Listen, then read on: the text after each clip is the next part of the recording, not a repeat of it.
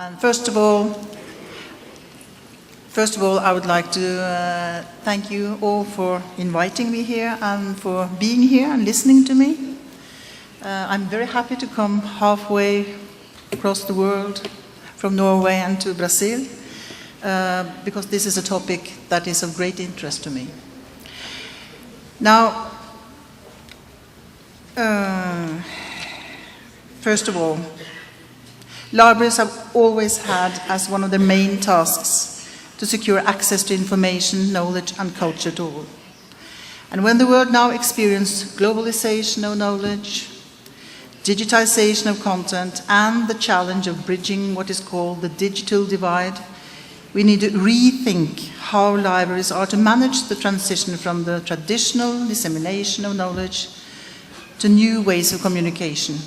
And in this lies also the challenge of how to make sure that people who are physically or mentally challenged are not excluded. In this presentation, I will first ask the question whether libraries are facing a new paradigm concerning library services to people with disabilities. There is a transition from special services to persons with special needs to universal design, and I ask whether this transition is so radical that we have to use a new framework for library development. I will use the model, the accessibility triangle, when I try to answer the question if we can speak of a shift of paradigm or not. Then I will try to place libraries and library services for people with special needs into the context of what in Europe is called e-inclusion. This program under the European Union aims to achieve that no one is left behind in enjoying the benefits of ICT, the information and communication technology, and e-inclusion means inclusive technology, but also the use of technology to achieve wider inclusion objectives. This is, of course, not on the agenda in Europe only. This is also an important issue in the follow-up of the OASIS, the World Summit on the Information Society. And within these programs and efforts, libraries play an important role. Now, IFLA is the global voice of the International Library Society and has played an active role in both European and international programs like e-inclusion and OASIS. And the past IFLA president, Ellen Theis, had as her presidential theme, libraries driving access to knowledge. And it was under her presidentship that IFLA advanced the organization's advocacy role at the international level. At her last presidential meeting in The Hague in April 2011, the draft treaty on copyright exceptions and limitations for libraries was presented. So IFLA plays an important role in the ongoing work on making sure that copyright legislation on digitized material opens up for being used for the benefit of persons with disabilities. And finally, I will try to place some of these efforts into the model of the accessibility triangle to show why they are important when we are to shape the future of access to knowledge for people with disabilities and special needs. Now, are libraries facing a new paradigm concerning library services to people with disabilities? There are at least two different ways of approaching this question. One is whether we may speak of such a thing as a new paradigm within this field, or if we are merely facing ordinary changes in an always ongoing evolution of library services. The other way of approaching this question is to ask whether libraries actually are facing this paradigm, in the sense of trying to meet the changes with new ways of acting, or if they are in danger of falling behind due to not acknowledging the changes that may cause a great impact on the society as a whole. First, we have to acknowledge the fact that there is a new point of view on the issue of library service to the disabled. And when we speak of a new paradigm, this implicates that the theoretical framework we have used as a basis for the library services for the disabled has made so great a change that we actually have discarded the framework as such to make room for a new framework. In many ways, the theoretical framework used by public libraries or libraries as a whole concerning services for the disabled has been much the same as for the rest of the society. The majority of the population has been the basis when the standards for the basic services have been defined, excluding groups and making it necessary to develop special services for the excluded. We recognize this in the long tradition of having special libraries for the blind and visually impaired, in having home library services for those who are unable to visit the libraries themselves, and developing special departments in the public libraries for defined user groups, such as the mentally disabled or visually impaired, where they may find books and other material specially selected and often specially developed and produced for this particular group of patrons. The framework is based on the tradition of defining disability as a marked characteristic of the individual itself. It has been closely connected to a medical comprehension where the disability comes as a consequence of illness, defect, or other biological diversion. Within this context, we understand blindness as disability, as a biological diversion that makes the individual unable to see, and a wheelchair user is understood as a person that is unable to walk because of, for instance, a spinal injury. The strategy following this definition will very often be a combination of prevention and treatment, and when these efforts are inadequate, organizing special environments. And the efforts are either to change the characteristics of the individual or rendering assistance through special efforts. Within this framework, we may find patronizing attitudes towards the so-called disadvantaged, seeing them as groups excluded from the majority society, needing special care and support, and becoming users of provided services rather than active citizens. This is not coherent with the aim of having an inclusive society with full participation from all citizens. During the last 20 years, this biological medical understanding of disability has been heavily challenged. First of all, the society has been criticized for allowing the environment surrounding the disabled to go free. There has been insufficient awareness of the fact that the environment has a major importance for to what degree a person will have to be defined as disabled. A person in a wheelchair is not disabled in an environment with elevators and ramps instead of or in addition to staircases. Now, this picture shows the North Sea track at Aberdeen, which of course is inaccessible to wheelchair users, but this track has been paved in a special way so that it's actually accessible for wheelchair users and as well, visually impaired people. So this is a good example of how you can change the environment. And when I went there with some of my friends in wheelchairs, we had the same experience of that walk. And a deaf person is not disabled in an environment where people use sign language, and a person unable to read will be less disabled in an environment using signs with pictograms instead of or in addition to words. An inaccessible environment is what makes a person disabled. This leads to a divide between how the words impairment and disability were used. Impairment meant the loss of bodily functions like being visually impaired, while disability referred to how a person was disabled by the society, being a suppressed group. Now, by the end of the 1990s, we saw a modified model where the surroundings plays a major role in disabling processes within society, but where the interaction between individual characteristics, surroundings, and specific situations are important. From this point of view, the GAP model plays an important role. The GAP model describes disability as something that emerges or occurs when there is a gap between the demands of the society and the individual's conditions. The disability is regarded to be the result of barriers the individual meets in the society more than the characteristics of the individual. And the new framework defines disability as a gap between the society's demands on the individual and the individual's ability to meet these demands. This framework challenges us both to lower the demands of the environment and strengthen the individual's ability to meet these demands in order to close the gap. This is a new way of thinking, and it may well be called a radically new way of thinking in the context of library services. We will have to rethink everything we do and how we plan our services in the future based on this new framework. In this way, we may recognize this as a shift of paradigm, forcing us to find new ways of doing things.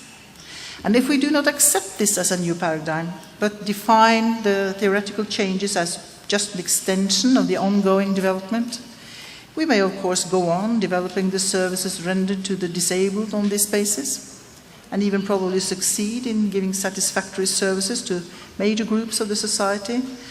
Following this path, though, the public libraries and the academic libraries as well will be out of time with the rest of the society, and also lose the possibility of filling the role as being libraries for all. And a new strategy is being drawn up, not only in Norway, but all around the world, and it has been mentioned here earlier today, that to break down the barriers people with special needs are facing.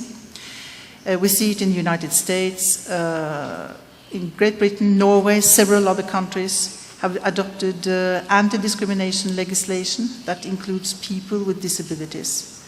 And in order to achieve the objective of full participation and equality, communities must be fashioned so as to ensure that everybody can participate to the maximum degree on their own terms and in accordance with their own wishes.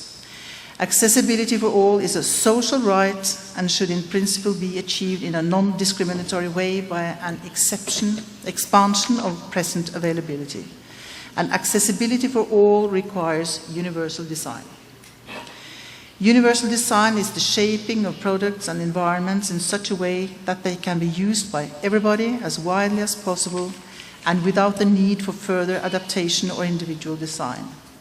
The aim is to simplify life for everybody by making products, the means of communication, and the environment more usable for a greater number of people at little or no extra cost.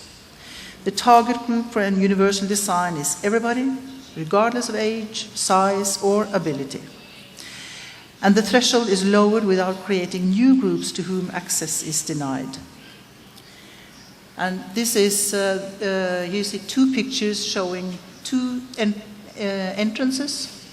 One is a barrier to some, and even though there is a red carpet there, I'm quite sure that a number of people will have great problems of entering that shop.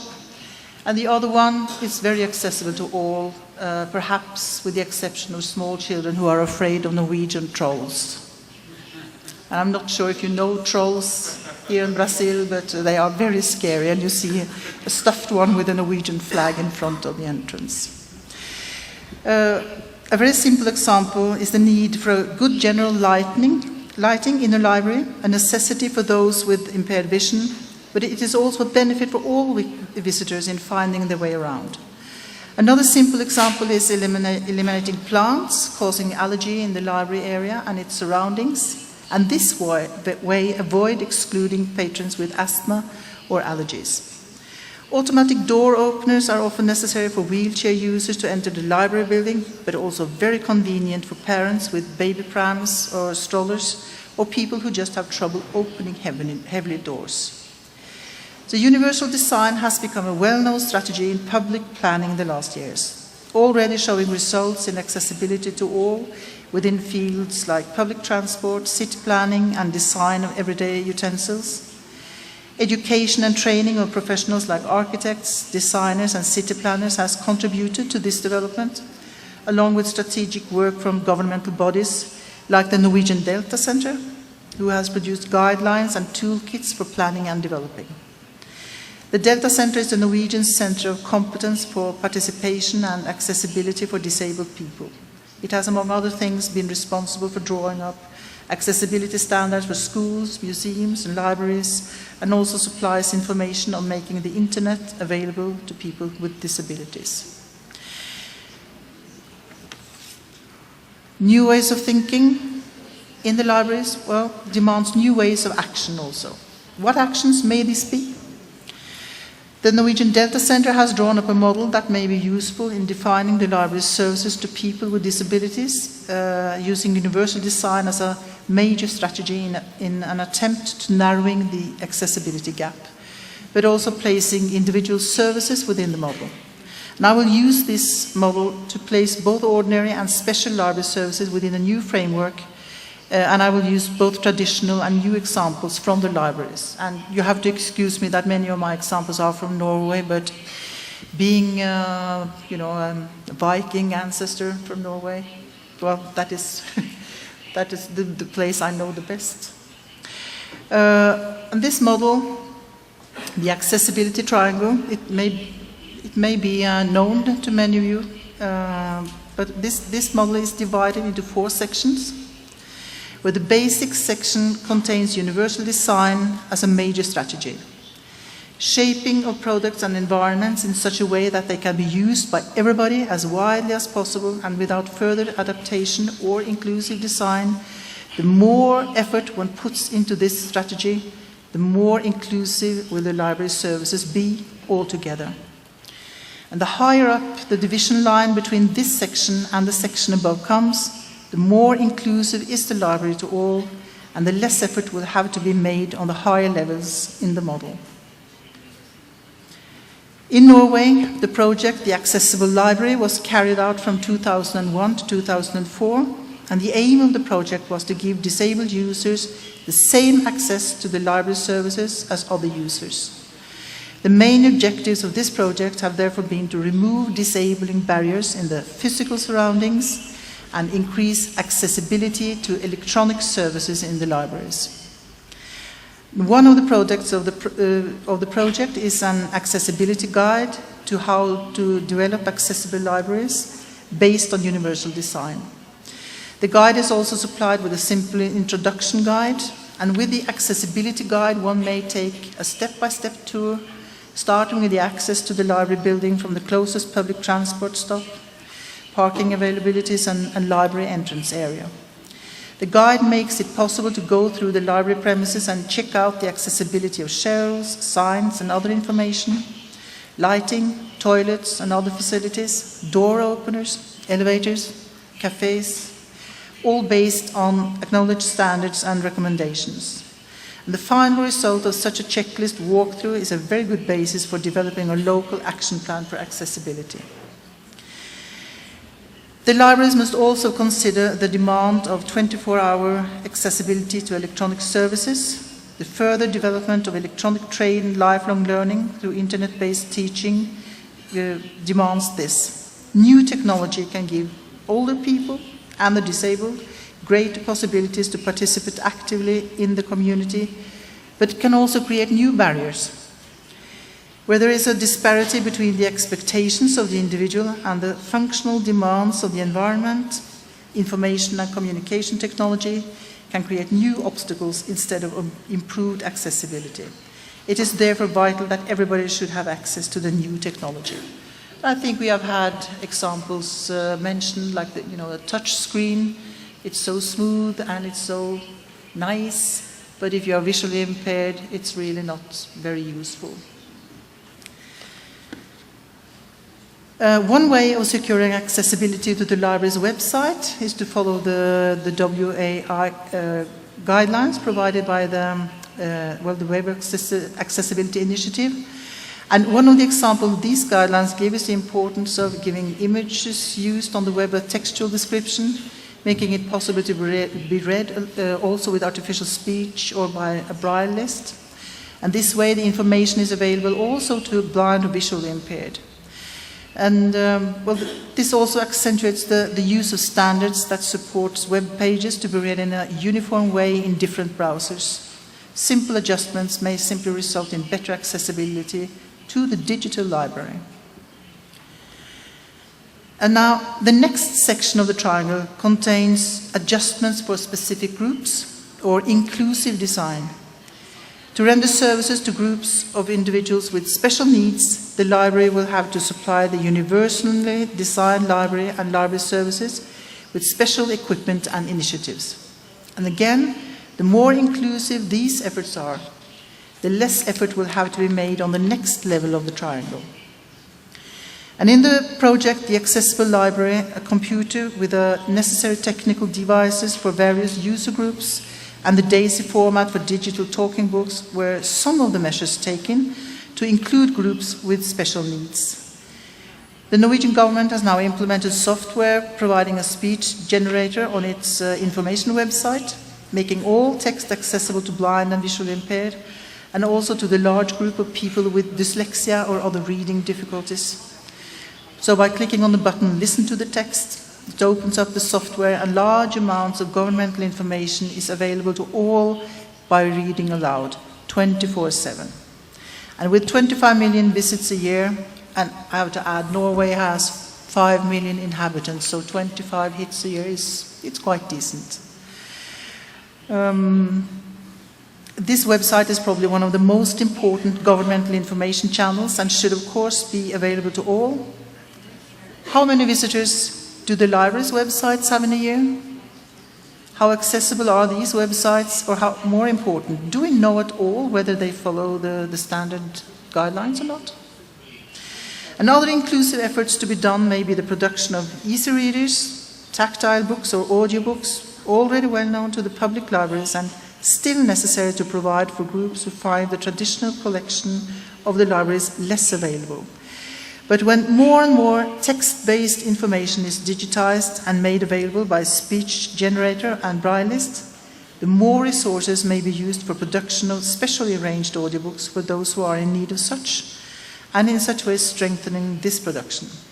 One example of this is production of audio versions of textbooks with complicated content, like mathematics, physics, and other fields that demands highly qualified readers to interpret illustrations, diagrams, and tables. And placing aids like audio loops in connection with the library help desk, the lecture room, or storyteller's room in the public library will make people with a hearing aid able to participate in lectures and other events and communicate with the librarians without trouble, and good examples of inclusive design. Now, the third section contains the need for individual adjustments and individual guidance. Both universal design and inclusive design aims at making accessibility better for the public at large and for groups with the same needs. Nevertheless, it will be necessary to meet the individual's needs because people with disabilities are like people in general. They are different. They are individuals. And the physical environment and the operations that are necessary to access the services require sight, hearing, mobility, efficiency, abilities, etc. on different levels. And in a working situation, a person with reduced ability in one or more of these fields may need assistance in adjusting technical equipment and receive guidance in using software, etc., in a way that lowers or eliminates the barriers. Another important part of the project, the Accessible Library, was to establish a new type of jobs, the position of an information officer. Knowledge about technical aids and disability was considered to be an important qualification for these positions and were therefore given to people with impairments. One of the tasks has been to assist library users unfamiliar with the technical devices, and they have also had the task of making the project and the services known among the public. In a library, it will never be sufficient to place advanced technical equipment or install inclusive software or equipment and then leave it to the patron to learn how to use these tools by themselves. Many libraries offer services to people who have difficulties in partaking in the ordinary library services or benefit from special organized activities adjusted to their special needs. The traditional home services, delivering books to people who are not able to come to the library themselves, is a well-known example. Now, in Norway, the organization Books for Everyone has established what is called leseombud, reading ombud, an arrangement where people who have problems reading by themselves receive help from either someone working in the institution where the reader lives, a friend or relative, or it may be someone from the public library. The leseombud cooperates with the local library, which provides both literature and advice on what to read. The Leseombud arrangement is a network which has as its aim to cover all of Norway, provided reading assistance to people who have difficulties reading, either because of disabilities or illness. The assistance covers both reading and talking about what has been read. Now, this Books for Everyone is an alliance of 20-member organizations and was established with the aim of providing easy-to-read books for all categories of people with reading problems, and the organization receives governmental fundings. Now, the top peak of the triangle is meant to secure the need of some few individuals who need personal assistance. Persons with large and complex disabilities often need a personal assistant to partake in different activities. People in unfamiliar situations may also need personal assistance before they are able to cope with the situation themselves. The difference between individual guidance and personal assistance may be defined by personal assistance being where the patron is unable to do something for himself but need a second part to actually perform the act on his or her behalf. Guidance, on the other hand, has as an aim to make the patron able to perform the act himself in the future after being given guidance. A leseombud reading aloud may be defined as personal assistance, and assisting a multi-disabled patron accompanied by a personal assistance may be defined as individual guidance. Now, in a library, the librarians are familiar with the situation where they meet the personal needs of an individual, like answering reference questions, giving guidance in how to find one's way around the library, or locating a book on the shelf. In the framework of the accessibility triangle, the librarians meet a new kind of challenge, where they need to know more about different disabilities to better understand the needs of the individual. People with difficulties in expressing themselves, for example, because of loss of speech after a stroke, people with mental disabilities or lowered movability, the traditional skills of the librarian must be combined with new knowledge on how to provide services to people with such disabilities. And the model of the accessibility triangle shows that the library may succeed in supplying better services to all, based on this new framework of thinking. In many ways, we are facing, or rather are forced to face, a new paradigm based on a new definition of disability, with a focus on closing the gap between the society's demands on the individual and the individual's ability to meet these demands. Still, we do not have to discard what has been done so far in giving services to disabled persons, but we should rethink how we approach the issue as a whole. New ways of thinking demands new ways of action. And the main challenge is in this new scheme is to follow up the concept of universal design as a strategy for giving library services to all. By using acknowledged toolkits and guidelines,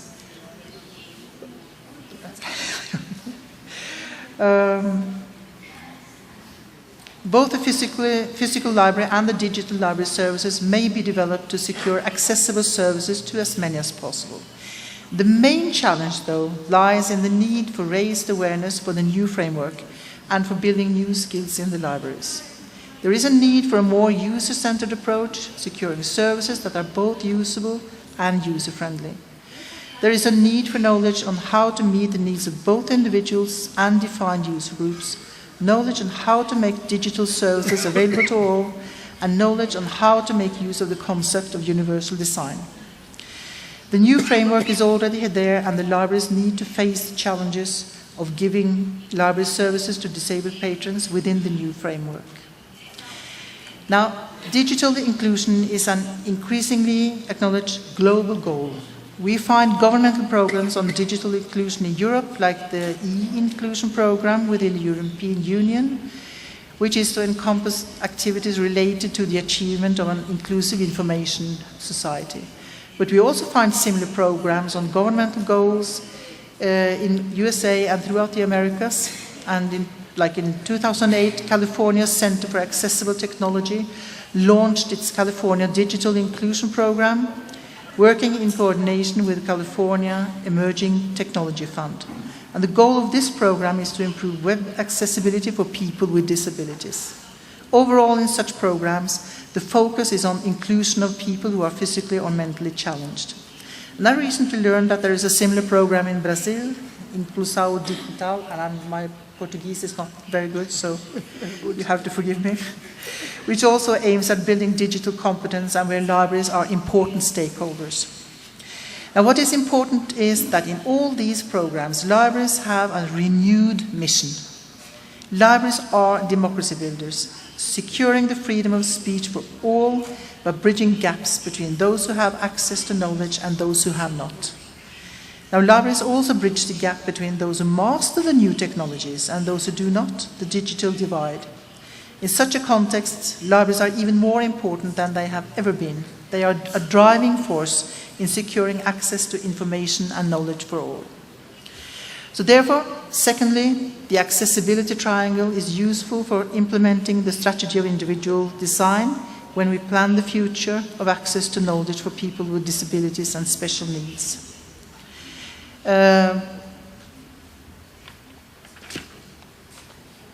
The World Summit on the Information Society I mentioned earlier on, and also within the OASIS process, libraries are on the agenda as driving forces. And IFLA has, as the global voice of the libraries, been very active stakeholders in processes like the European E-Inclusion Programme and the OASIS. And the past IFLA president, Ellen Theis, you can see her picture in the right-hand corner. She's from South Africa. And the other lady, Ingrid Parent, is the new IFLA president from Canada. Ellen had as her presidential theme, Libraries Driving Access to Knowledge, and it was under her presidency that IFLA advanced the organization's advocacy role at the international level. And at her last presidential meeting in The Hague in April 2011, the draft treaty on copyright exceptions and limitations for libraries was presented. So IFLA plays an important role in the ongoing work on making sure that copyright legislation on digitized material opens up for being used for the benefit of persons with disabilities. And the importance of the efforts done by IFLA, particularly through IFLA's core activities like CLM, copyright and other legal matters, and FIFI, the Committee on Freedom of Access to Information and Freedom of Expression, results in benefit to the whole international library community. So, how does this fit in with the shift of paradigm when we talk about library services to people with special needs? Well, for one, the gap model in itself implies an approach to how to meet the challenge of securing inclusion and empowerment to people with disabilities, which echoes the main goals of initiatives like digital inclusion and the OASIS. We need to close the gap by putting efforts into both strengthening the individual's abilities and lowering the demands of the environment. The gap model is fundamental for how society meets the digital divide and how it meets the divide between society's demands on the individual and the individual's ability to meet these demands. And we know that universal design is a main strategy in the process of closing the gap. And the advocacy work of IFLA is doing to make sure that copyright legislation on digitized material, it opens up for being used for the benefit of persons with disabilities, it's important. And it stands out in a different way when we know how important access to digitized content in the relevant accessible format is to provide universally designed collections and services. It is even more important when we fit this into the context of inclusive design. Access to digital material so that it can be adjusted to specific user groups like visually impaired or mentally challenged people, like we know it from libraries providing DAISY books. The more content that is made available to all in an unhindered way, the more we close the gap. And finally, I will point out that IFLA not only plays an important role in advocacy work, but also provide guidelines and raise awareness among library professionals on access to knowledge for people with disabilities and special needs. The Library Services to People with Special Needs section, where I have been a chair the last 4 years, as well as the Libraries Serving People with Print Disabilities section, have both provided the Global Library Society with guidelines on library services for the dyslexic, for people with dementia, and a separate accessibility guide, and through our publications, conferences, and other efforts, we hope to be able to make a difference. Thank you.